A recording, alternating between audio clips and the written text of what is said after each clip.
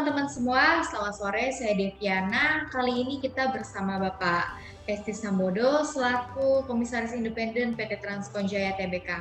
Hari ini kita akan berbincang sedikit dan mengenal Pak Hesti lebih dekat. Bagaimana kabarnya Bapak hari ini, Pak? Baik sekali, Devi. Semoga Devi juga baik-baik aja ya. Amin, mudah-mudahan. Tahun berapa sih Bapak mulai bergabung di PT Transkonjaya Tbk ini, Pak? Saya bergabung belum lama, Devi. Saya secara resmi bergabung dengan PT Transkonjaya itu pada bulan Februari 2020 kemarin. Belum 1 tahun.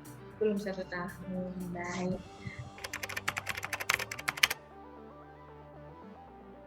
Kemudian, dan bisa diceritakan nih Pak, perjalanan selama di PT Transkonjaya sejak Februari 2020 ya Pak?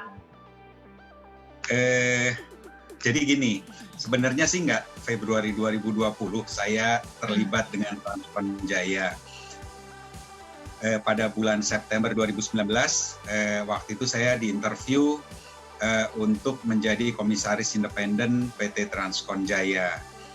Saat itulah saya mulai banyak terlibat dengan kegiatan PT Transkonjaya untuk persiapan IPO yang waktu itu dischedulkan di bulan April 2020. Tapi karena pandemi diundurkan menjadi Agustus dan pada bulan Februari sih saya sudah diangkat sebagai Komisaris Independen.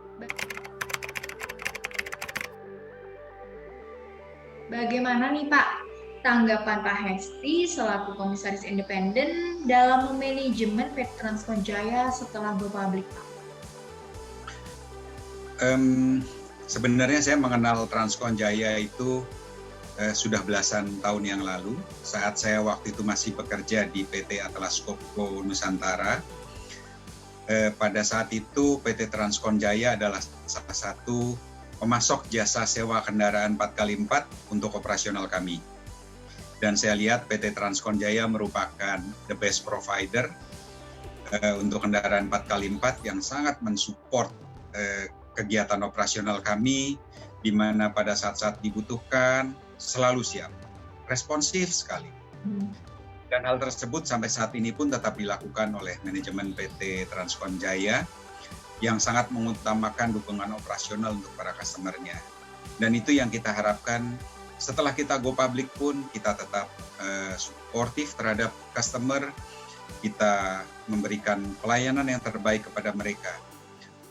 Bahkan tenaga teknis dan suku cadang Transkonjaya itu yang saya tahu tersedia di workshop-workshop yang lokasinya mendekati lokasi customer, sehingga memungkinkan untuk quick response apabila dibutuhkan oleh customer. Itu menurut saya. Baik, itu tanggapan dari Bapak ya setelah Transkonjaya go public ya Pak, agar tetap terus maju.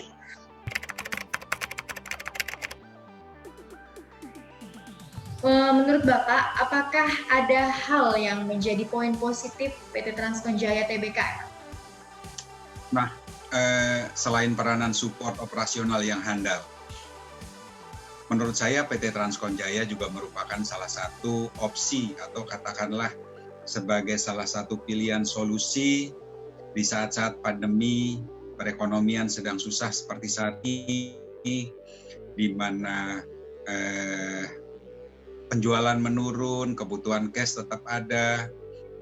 Dan menurut saya dari pengalaman saya selama ini di dunia keuangan, sampai saat saya terakhir menjabat sebagai CFO di DHL Supply Chain Indonesia, saat perekonomian sedang menurun, pada saat penjualan juga turun, kita harus tetap menjalankan bisnis dan siap setiap saat untuk kembali berlari, untuk kembali berbisnis saat perekonomian sudah kembali normal.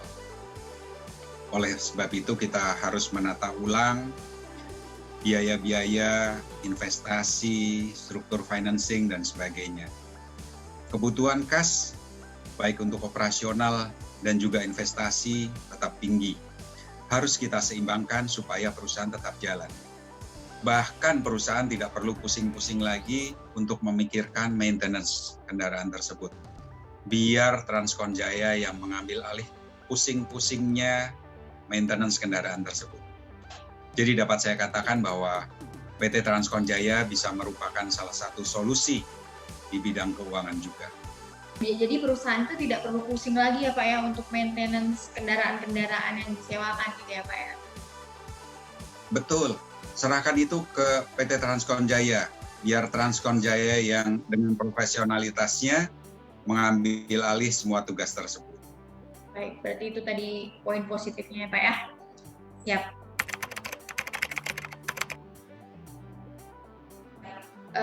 Kemudian ini Pak, ada pertanyaan yang sedikit menyimpang. Boleh tahu tidak nih Pak, aktivitas Pak Hesti di luar jam kerja Bapak ini? Kegiatan saya kalau di luar jam kerja, saya suka olahraga. Tujuannya untuk menjaga kebugaran tubuh. Setiap minggu 2-3 kali saya berlari pagi sekitar 10 km di sekitar rumah dengan pace 7-8 km per jam saja.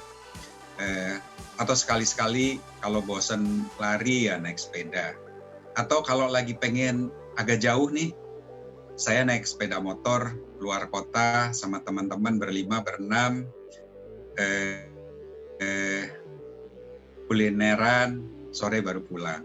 Ya, atau kadang-kadang kalau nggak mau keluar juga, tapi bosan di dalam ruangan terus, di kebun lah, di halaman, main-main dengan tanaman, itu aja. Biasanya Pak berkendaranya itu sampai kemana itu Pak? Dan motornya motor gede yang digunakan ya Pak ya? Terakhir saya kemarin jalan ke Sentul, kemudian ke Curug Cileteh, makan siangnya di Cianjur, kembali sampai Jakarta jam 4, jam 5 sore gitu. Berangkatnya dari jam 6 pagi. Oh, jauh ya Pak, adventure ya Pak. Lumayan. Motornya ya harus yang motor yang agak besar supaya nggak capek. Kalau motor kecil kasihan juga kalau jalan jauh. Iya Pak, jadinya capek ya nanti ya Pak ya. Baik, namanya hobi kan pasti ya Pak ya. Mau kemana aja pasti happy ya Pak ya. Diusahakan. Baik, untuk pertanyaan berikutnya Pak. Selain kegiatan di luar jam bekerja, apakah ada organisasi atau komunitas yang Bapak ikuti nih Pak? Selain mengelola bisnis pribadi, saya aktif di organisasi ASAK. ASAK itu kepanjangan dari kependekan dari Ayo Sekolah, Ayo Kuliah. Ini adalah sebuah organisasi yang bergerak menggalang dana untuk mendukung anak-anak yang membutuhkan dukungan dana untuk sekolah atau kuliah. Ini bukan beasiswa yang diberikan kepada mereka yang pandai dan berprestasi. Tapi ini adalah suatu kegiatan yang kita berikan kepada mereka yang masih ingin sekolah dan masih ingin kuliah. Anak-anak yang pandai dan punya prestasi pasti mudahlah mencari beasiswa. Tapi anak-anak yang biasa saja kan nggak berarti mereka harus kita kesampingkan. Jadi mereka juga membutuhkan pendidikan untuk masa depannya. Itulah yang kita dukung saat ini. Apalagi ditambah saat pandemi ini banyak anak-anak yang putus sekolah gitu ya Pak ya? Betul, karena banyak orang tua mereka yang bekerja di sektor informal. Jadi mereka biasanya orang tuanya itu berjualan makanan di kantin-kantin kantor. Nah sekarang kantornya kan tutup. Jadi mereka orang tuanya nggak bisa jualan. Jadi kita harus support mereka untuk melanjutkan pendidikannya. Baik Pak, kalau boleh tahu nih Pak, sudah berapa banyak Pak anggota komunitas ASAK ini Pak? Banyak ya. Kalau ke Jakarta saja yang kita berikan santunan itu lebih dari 8.000 anak. Kemudian penyantunnya sendiri juga banyak, ribuan. Jadi kita biasanya per kelompok-kelompok gitu, misalkan saya di wilayah Bintaro Jaya, saya ada 81 anak dan penyantunnya kurang lebih ada 134 orang. Jadi kita saling membantu mengumpulkan dana, kemudian dana ini kita salurkan untuk pendidikan anak-anak. Gitu. Baik. Ada di mana saja sih Pak, selain di wilayah Jakarta ya tadi Pak ya? Saat ini sih baru di Jakarta. Di Jakarta itu ada kurang lebih 51 kelompok. Jadi kalau tadi saya katakan ada kurang lebih 8.000 anak, itu ada di 51 kelompok ini. Kebetulan di kita saat ini kita termasuk kelompok yang belum terlalu banyak anaknya. Demikian juga penyantunnya juga belum terlalu banyak. Tapi kita harapkan sih tetap berkembang ya, tetap makin banyak nanti. Baik, jadi 51 kelompok dengan anggota kurang lebih semuanya 8.000 ya Pak ya? Ada 8.000 kurang lebih. Jadi ada beberapa daerah di mana daerah tersebut secara ekonomi memang middle low, dan nanti ada daerah seperti di daerah tertentu yang middle up. Nah, mereka di sana komunitasnya lebih sedikit. Nah, ini yang memberikan subsidi ke tempat yang middle low ini untuk saling membantu. Begitu. Baik, semoga programnya berjalan dengan lancar ya Pak, dan teman-teman juga bisa merasakan pendidikan yang baik juga ya Pak ya.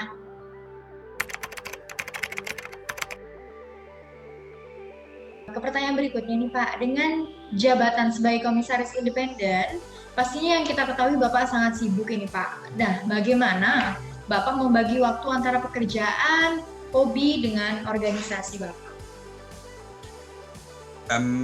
Pastinya ya, kita harus susun dan kita atur rencana supaya semuanya bisa berjalan dan tidak saling berbenturan. Dan juga seringkali kita harus multifungsi.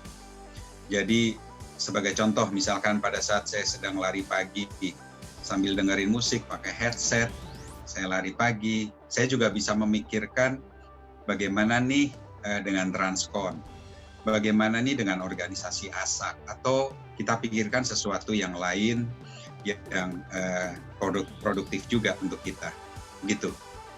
Jadi harus bisa kita atur, kita susun, dan kita tetap harus multifungsi, begitu. Baik, berarti dengan time management yang baik ya Pak ya, harus seimbang semuanya. Betul. Baik, siap. Kemudian kita ke pertanyaan berikutnya Pak.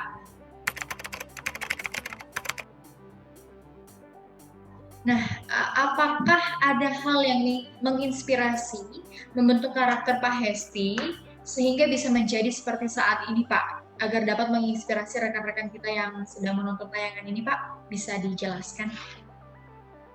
Oke, kalau inspirasi saya simpel ya. Kita harus jujur, kita harus bekerja keras, dan juga mencari solusi yang terbaik. Atau dengan kata lain, kita harus kerja keras dan juga kerja cerdas. Jadi kenapa sih kita harus jujur? Karena dengan dimulai dari kita harus jujur terhadap diri kita sendiri. Kita harus jujur kepada orang-orang di sekitar kita. Kita akan mengatakan apa yang benar dan mengatakan apa yang tidak benar, itu apa adanya. Sehingga kita mendapatkan kepercayaan dari anak buah kita, rekan kerja kita, atasan, pemasok, pelanggan, dan siapapun yang berinteraksi dengan kita. Kerja keras dan mencari solusi yang terbaik, atau yang tadi saya katakan bahwa kita harus kerja cerdas juga, itu juga merupakan salah satu hal yang perlu kita lakukan. Karena kita bisa melakukannya dengan efisien, efektif, hasilnya pun nanti bisa kita evaluasi apakah ini sudah maksimal atau belum. Karena kadangkala kita merasa ini sudah optimal, tapi setelah kita duduk sebentar, kita evaluasi, ternyata kita masih bisa improve lebih baik dari yang itu. Begitu, Devi. Baik, Bapak. Jadi yang menginspirasi membentuk karakter Bapak adalah, pertama adalah jujur, kemudian kerja keras, dan kerja cerdas ya Pak ya? Betul. Baik, jadi saya ikut terinspirasi nih Pak. Harus, Devi. Harus. Baik, siap Pak. Kemudian Pak, kita ke pertanyaan penutup ini Pak.